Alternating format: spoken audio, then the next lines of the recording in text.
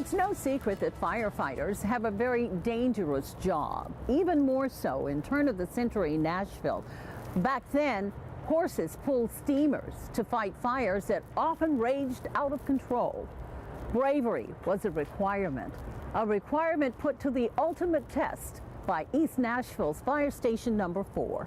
As we go through here, we'll be able to put bits and pieces together. George Russell has lots of bits and pieces. This was a winter picture, see, and in the summer, that ivy grew up. And pulled together. Here's more here. They tell the story of Nashville's African-American firemen when this fire hall sat here in 1885. As a reward for African-American votes, now, this is unusual, for their votes, they got a fire hall. Ironically, placed in its location in Edgeville, which that is Edgeville, a all-Caucasian neighborhood. Engine Company 4 is commonly said to be the first African-American engine company in Nashville. In those days, fire equipment looked like this.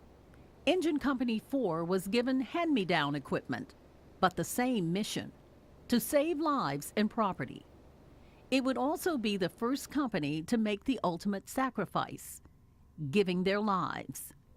In January of 1892, a major fire just north of the Capitol at the Phillips Buttroff Manufacturing Company threatened the city. It brought all of Nashville's fire units into action, including Engine Company 4.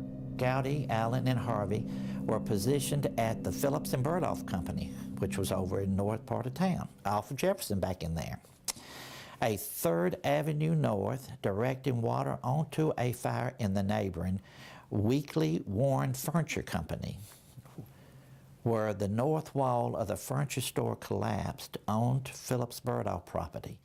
Captain Charles Gowdy, seen here, had given up being a councilman to become a firefighter.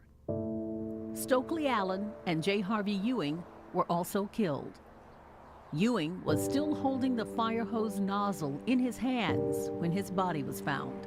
They were called to do their job, and they did their job, and they did it well. Even though it took their lives, they were there to give their all, and that's what they did.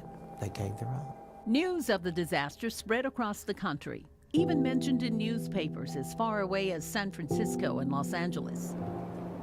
Days later, the bodies of the 3 firemen were honored here in the Capitol Rotunda, an honor no African American since has received. Engine Company 4 continued, later becoming Engine 11, and moving to Jefferson Street, and then to Dr. D.B. Todd Boulevard. I just needed a job. William Hayes became a firefighter here in 1970.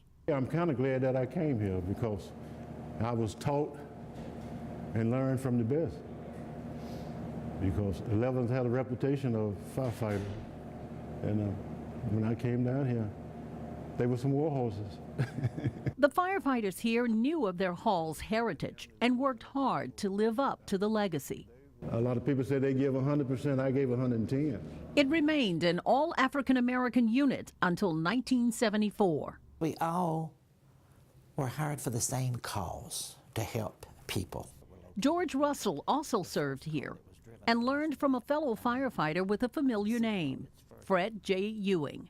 That's right, a descendant of Harvey Ewing, killed in that 1892 fire. It's like brothers and sisters. It's a family. It's the way I look at the fire department. And I'm sure then is no different than it is today. This modern fire hall, built in 2014, still honors those firefighters who came before. From 1892 until today, they have run toward the danger to save lives and protect property. They are not black, not white, but brother and sister firefighters. You can't bring them back. You know, it's like the saying, no greater man to give his life for someone else, you know. It kind of gets you.